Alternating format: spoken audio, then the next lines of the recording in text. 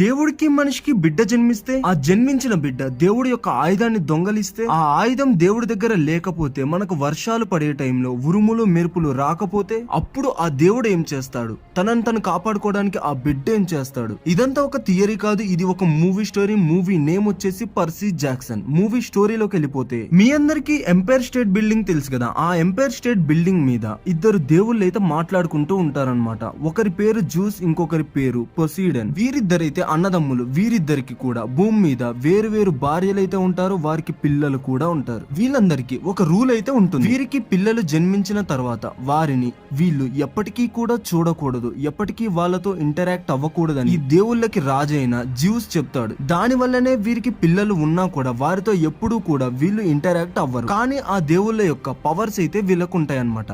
అలాగే ఇప్పుడు దేవుళ్ళ యొక్క రాజైన జ్యూస్ దగ్గర థండర్ బోల్ట్ అని ఒక ఆయుధం ఉంటుంది. ఇందాక చెప్పా కదా, వర్షాలు పడే ముందు మనకి ఉరుములు మెరుపులు వస్తాయని, అవి వచ్చేది దాని వల్లే. దాన్ని దొంగలించాలంటే ఓన్లీ దేవుళ్ళ యొక్క పుత్రులు మాత్రమే దొంగలించగలరు. ఇప్పుడు జ్యూస్ కి ఎలాగో కొడుకు లేడు కాబట్టి పొసీడన్కి ఉన్న కొడుకు మీద ఈ నిందనైతే జ్యూస్ వేస్తాడు. అప్పుడు జ్యూస్ ఒక లాస్ట్ ఛాన్స్ అయితే ఇస్తాడనమాట. ఇంకో 2 వారాల్లో నా థండర్ బోల్ట్ నాకు ఇవ్వాలి, లేకపోతే దేవుళ్ళందరి మీద యుద్ధమే అని ప్రకటిస్తాడు. ఇక్కడికి ఒక చాప్టర్ అయితే అయిపోతుంది. ఇంకో సైడ్ మన పొసీడన్ కి ఒక కొడుకు ఉంటాడు. అతని పేరు వచ్చేసి పర్సీ. అతను నార్మల్ లైఫ్ అయితే గడుపుతూ ఉంటాడు. అతనికి ఉన్న శక్తులు అయితే అతనికి ఏమీ తెలియదు అనమాట. అలా ఒక రోజు అతను ఒక మ్యూజియం కి వెళ్తే అతని మీద అయితే ఒక రాకాసి అటాక్ చేస్తుంది. అలా వచ్చి రా థండర్ బోల్ట్ ఇచ్చేరా అని హీరోని అయితే ఊత కొట్టుడైతే కొడద్దు అనమాట. కరెక్ట్ టైం కి సెంటర్ అనే ఒక అతను వస్తాడు. అతను ఎవరంటే ఈ దేవుళ్ళకి మనుషులకి పుట్టిన పిల్లలందరికి కూడా భూమి మీద ట్రైనింగ్ ఇస్తూ ఉంటాడనమాట, ఒక రహస్యమైన మందిరంలో. అది ఎలా ఉంటుందంటే, ఇప్పుడు బ్రహ్మాస్త్ర మూవీలో చూసారంటే దేవుళ్ళందరూ కూడా, అంటే దేవుళ్ళు కాదనమాట, ఇప్పుడు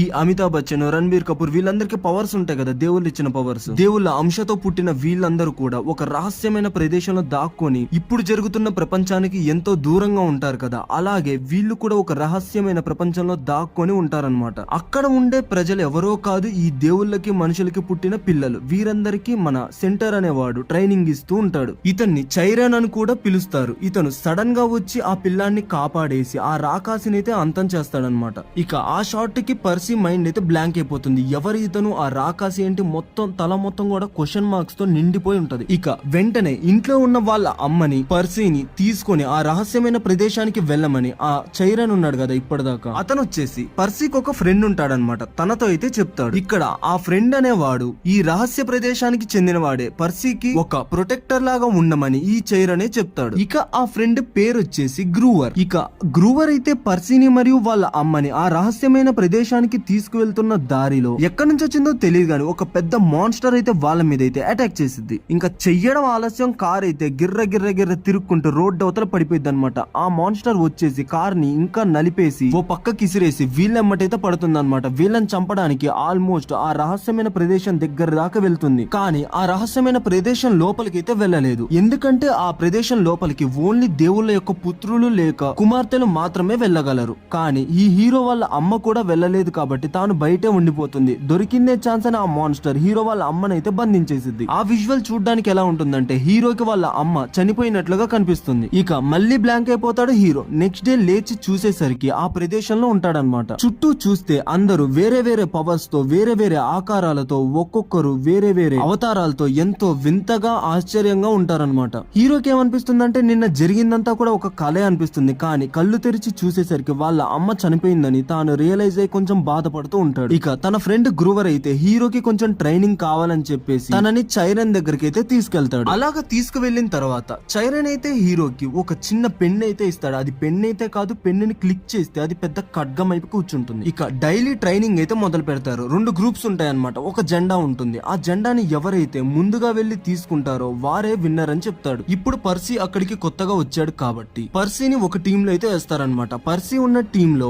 అందరూ కూడా బ్లూ కలర్ క్లాత్స్ అయితే కట్టుకొని ఉంటారు. వీళ్ళ టీం వచ్చేసి బ్లూ టీం, ఆపోజిషన్ టీం వచ్చేసి రెడ్ టీం. వెళ్ళి అయితే వీళ్ళు జెండాని తీసుకోవాలి. మధ్యలో వీళ్ళిద్దరికి మధ్యలో భారీ యుద్ధమే జరిగింది అనమాట. వీళ్ళు కొట్టుకుంటారో తిట్టుకుంటారో చంపుకుంటారో తెలీదు, కానీ జెండా అయితే తీసుకొని రావాలని వీళ్ళ హెడ్ ట్రైనింగ్ ఇచ్చే చైరన్ అయితే చెప్తాడనమాట. ఇక వీరందరూ ఊత కొట్టుకుంటా ఉంటారు. లాస్ట్ కి ఎలాగోలాగా తప్పించుకొని మన పర్సీ వచ్చేసి ఆ జెండాని తీసుకునే టైం కి అప్పుడు ఎంటర్ అవుతుంది ఆపోజిషన్ టీమ్ లో ఉన్న హీరోయిన్. ఆమెమో డై హైలీ ట్రైనింగ్ తీసుకొని ఇలాంటి మ్యాచెస్ ఎన్నో గెలిచి ఎంతో ఎక్స్పీరియన్స్ తో ఉంటుంది. వీడు చూస్తే ఫస్ట్ టైం కత్తి పట్టుకొని ఉంటాడు. ఇక వీడిని కొట్టిద్ది కదా, తను చచ్చిపోతే బెటర్ అనిపించే రకంగా కొట్టిద్ది, వీడిని నీళ్ళలో పడేసిద్ది. ఇక్కడ మనం మర్చిపోయే పాయింట్ ఏంటంటే హీరో వాళ్ళ నాన్నెవరు, పొసీడన్, తను వచ్చేసి సముద్రానికి రాజు. ఇక అర్థమైపోయి ఉంటుందిగా నీళ్ళల్లో పడ్డమే ఆలస్యం. నీళ్ళన్నీ కూడా ఇతని ఒంటి మీద ఉన్న గాయాలన్నిటిని మానిపోయే రకంగా చేస్తాయి, ఇతనికి లేనిపోని పవర్స్ అన్ని ఇచ్చేస్తాయి. ఇక మనోడు 1000 ఏనుగుల పవర్ వచ్చిన భీముడు లాగా ఒక్కసారిగా అపోజిషన్ టీం మీద పడేసి అందరిని ఊత కొట్టుడు కొట్టేస్తాడు. ఆ హీరోయిన్ ని కూడా ఓడించేసి జెండాని పట్టుకొని వాళ్ళ టీం ని అయితే గెలిపిస్తాడు. ఇక వారందరూ గెలిచిన టైంలో అందరూ నైట్ పూట సెలబ్రేషన్స్ అయితే చేసుకుంటూ ఉంటారు. సడన్ గా అక్కడికి ముగ్గురు రాజుల్లో ఒక రాజైన పాతాళ లోకపు రాజు హేడీస్ అయితే వస్తాడు. ఇందాక చెప్పాను కదా, జ్యూస్ యొక్క ఆయుధాన్ని అంటే థండర్ బోల్ట్ ని ఎవరో దొంగలించారని. హీరో దొంగలించకపోయినా కూడా అందరూ హీరోనే దొంగలించారనుకుంటున్నారు. ఇప్పుడు ఈ హేడీస్ కూడా వచ్చి ఆ ఆయుధాన్ని నాకిచ్చే, చనిపోయిన మీ అమ్మని బతికించి నీకు ఇస్తా అని చెప్తాడు. దానికి హీరో కొంచెం టెంప్ట్ అయిపోయి, నా దగ్గర ఆ థండర్ బోల్ట్ లేదు, కానీ నాకు మా అమ్మ కావాలి అంటే నీ దగ్గరే ఆ థండర్ బోల్ట్ ఉంది, నువ్వు ఆ థండర్ బోల్ట్ ఇస్తేనే మీ అమ్మని ఇస్తానని హేడీస్ అయితే ఎంతో గట్టిగా చెప్తాడు మన పర్సీతో. ఇక అది విన్న పర్సీ ఎలాగైనా కూడా ఆ లోకానికి వెళ్లిపోయి వాళ్ళ అమ్మని కాపాడుకోవాలని నిశ్చయించుకుంటాడనమాట. దానికోసం వాళ్ళ ఫ్రెండ్ యొక్క హెల్ప్ అయితే తీసుకుంటాడు. వాళ్ళ ఫ్రెండ్ వాళ్ళ నాన్న వచ్చేసి దూత, ఎలాగంటే ఒక ప్రపంచం నుంచి ఇంకో ప్రపంచంలోకి కమ్యూనికేట్ చేసే ఒక దూత, కాబట్టి ఇతనికి ఏమన్నా తెలుసు అని ఇతని హెల్ప్ అయితే వాళ్ళు తీసుకుంటారు. అతను ఏం చేస్తాడంటే వీరికి కొంచెం ఇన్ఫర్మేషన్ అయితే ఇస్తాడు. ఏమిస్తాడు, భూమి మీద 3 ముత్యాలు ఉంటాయి, మీరు ఆ 3 ముత్యాలు పట్టుకొని పాతాళ లోకానికి వెళ్ళడానికి దారి చూపించే ఒక మ్యాప్ ను కూడా ఇచ్చి అక్కడికి వెళ్ళాక హేడీస్ వాళ్ళ వైఫ్ అయితే మీకు హెల్ప్ చేస్తుందని చెప్తాడు. వెళ్ళేటప్పుడు ఒక షీల్డ్ ని కూడా ఇస్తాడు తనకి సెక్యూరిటీగా ఉండడం కోసం. ఇక ముత్యాలు ఎందుకంటే ముత్యాలు వీరి పని పాతాళ లోకంలో అయిపోయిన తర్వాత బయటికి రావడానికి ఉపయోగపడతాయి. ఆ ముత్యాల మీద వీళ్ళు కాళ్ళు వేసి మనసులో ఎక్కడికి వెళ్ళాలంటే అక్కడికి వెళ్ళిపోతారు. కాబట్టి ఆ ముత్యాలని వెతకడానికి కావాల్సిన మ్యాప్ కూడా వీళ్ళ దగ్గర ఉంది. కాబట్టి మొత్తం ముగ్గురు ఎవరెవరంటే హీరో, ఇందాక ఆపోజిషన్ టీమ్ లో హీరోతో పాటు ఫైట్ చేసిన హీరోయిన్ అండ్ హీరోకి ప్రొటెక్టర్ లాగా ఉండే తన ఫ్రెండ్ గ్రూవర్, ముగ్గురు కలిసి వాళ్ళ జర్నీ అయితే స్టార్ట్ చేస్తారు. ఫస్ట్ అయితే వీరందరూ లండన్ లో ఒక ప్లేస్ లోకి అయితే వెళ్ళాలి. అక్కడికి వెళ్తారనమాట. అక్కడ చూస్తే అందరు మనుషులు శిలల్లాగా అయిపోయి కనిపిస్తారు. కొంచెం గ్రూవర్ అయితే ఏదో అనుమానంగా ఉందని కొంచెం పరీక్షించి అయితే చూస్తాడనమాట. అప్పుడు ఆ శిలల్లో వాళ్ళ నాన్న కూడా కనిపిస్తాడు. అదేంట్రా, మా నాన్న చనిపోయి చాలా సంవత్సరాలు అవుతుంది కదా, తను చనిపోవడానికి కారణమైంది మెడ్యూసా. మెడ్యూసా భూమి మీద ఎలాగ ఉంది అనుకుంటే, మెడ్యూసా డైరెక్ట్ గా లేకపోయినా తన వంశం భూమి మీద ఎవరితో ఒకరితో మీట్ అయ్యాక తన వంశంలో ఎవరో ఒకరు భూమి మీద ఉండే ఉంటారు కదా అని అర్థమైంది. ఆహా, ఇక్కడ మెడ్యూసా ఉందా అనుకుని తన ఫ్రెండ్స్ ని అయితే హెచ్చరించాలనుకుంటాడు. కానీ ఈ లోపే మెడ్యూసా ఒక వలలో పడిపోతుంది హీరోయిన్. హీరోయిన్ కి తెలుసు మెడ్యూసా కళ్ళల్లోకి చూస్తే ఎవరైనా శిలల్లాగా మారిపోతారని. అందుకే తను కళ్ళు మూసుకుని ఉంటుంది. ఇదే టైం అనుకొని హీరో వచ్చేసి తన తల అయితే నరికేస్తాడనమాట. ఆ మెడ్యూసా చేతికి వచ్చేసి ఒక బ్రాస్లెట్ అయితే ఉంటుందన్నమాట. దాని మీద ఈ ముత్యం అయితే ఉంటుంది. అలాగా ఒక ముత్యం దొరుకుతుంది వీళ్ళకి, ఇంకా 2 దొరకాలి. వెళ్ళేటప్పుడు ఊరికే వెళ్లకుండా మెడ్యూసా తల నరికేశారు కదా, ఆ తల ఎక్కడైనా ఉపయోగపడుతుందేమోనని దాన్ని కూడా తీసుకెళ్తారు. వీళ్ళ నెక్స్ట్ డెస్టినేషన్ వచ్చేసి ఒక మ్యూజియం. ఆ మ్యూజియం లో పెద్ద స్టాచ్యూ ఉంటుంది. ఆ స్టాచ్యూ ఎవరో కాదు, మన హీరోయిన్ వాళ్ళ అమ్మ. వీళ్ళకి కావాల్సిన ఆ ముత్యం వచ్చేసి ఆ స్టాచ్యూ ఒక తల మీద ఉంటుంది. ఇంకేముంది, నైట్ బ్రేక్ ఉంటది కదా, ఆ టైంలో ఎవ్వరు ఉండరు లోపల. మనం వచ్చేసి సీక్రెట్ గా తీసుకుందాం అనుకునే టైంకి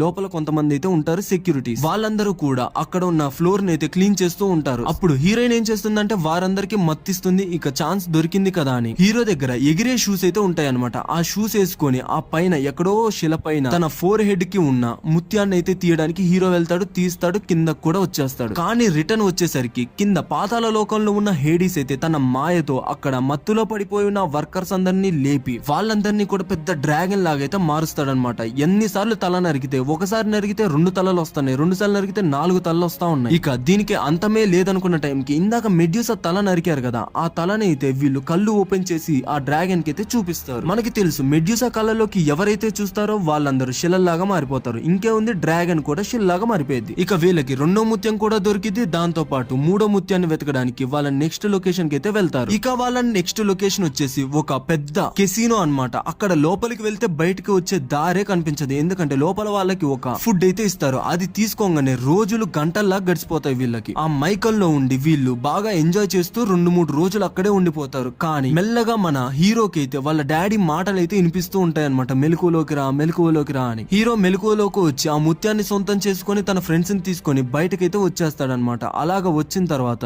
ఎలాగో అలాగా నరకలోకానికి అయితే వెళ్ళిపోతారు. అదే పాతాళ లోకానికి. హేడీస్ భార్యని కలుస్తారు. హేడీస్ భార్య ఏం చేసిద్ది, తన భర్త దగ్గరికి తీసుకెళ్లిద్ది. తన భర్త ఏం చేస్తాడు, నాకు నాకు ఆ లైట్నింగ్ బోల్ట్ ఇవ్వండి, మీకు మీ అమ్మని ఇచ్చేస్తా అని చెప్తాడు. కానీ తన దగ్గర లైట్నింగ్ బోల్ట్ అయితే ఉండదు. కరెక్ట్ టైం కి హీరో తనని తాను డిఫెండ్ చేసుకోవడానికి తన ఫ్రెండ్ ఇచ్చిన షీల్డ్ ఉంటుంది కదా, ఆ షీల్డ్ ని అయితే చేతికి పెట్టుకుంటాడు. ఇక హేడీస్ ఏం చేస్తాడంటే తన తల్లిని అయితే చూపిస్తాడు. అప్పుడు తన తల్లిని చూసిన సంతోషంలో ఆ షీల్డ్ ని పక్కన పడేసి వెళ్లి వాళ్ళ మదర్ ని హగ్ చేసుకుంటాడు. ఆ కింద పడేసిన షీల్డ్ లోపల ఉంటుంది ఆ థండర్ బోల్ట్. ఈ థండర్ బోల్ట్ ని యాక్చువల్ గా దొంగలించింది వీళ్ళ ఫ్రెండ్ లూక్. అదే చెప్పాను కదా ఇందాక, దూతలాగా ఆ లోకం నుంచి ఈ లోకానికి తిరుగుతూ ఉంటాడని అతను. ఇక మొత్తానికి హేడీస్ ఆ లైట్నింగ్ బోల్ట్ ని అయితే చేతిలో పట్టుకుంటాడు, వీళ్ళందరినీ చంపేయాలనుకుంటాడు. ఇక అప్పుడు తన వైఫ్ ఏం చేస్తుందంటే ఆ లైట్నింగ్ బోల్ట్ తో హేడీస్ ని చంపేసి ఆ లైట్నింగ్ బోల్ట్ అనేది హీరోకి ఇచ్చేసి ఎలాగైనా దేవుళ్ళ మధ్యలో జరిగే ఆ యుద్ధాన్ని ఆపమని చెప్తుంది. ఇక వీళ్ళందరూ బయటకు వెళ్ళడానికి వీరి దగ్గర 3 ముత్యాలు ఉన్నాయి, కానీ వాళ్ళ మదర్ కూడా యాడ్ అవడం వల్ల వీళ్ళ సంఖ్య 4 అయింది. కాబట్టి వాళ్ళ ఫ్రెండ్ గ్రూవర్ ని అక్కడే ఉంచి వీళ్ళు ముగ్గురు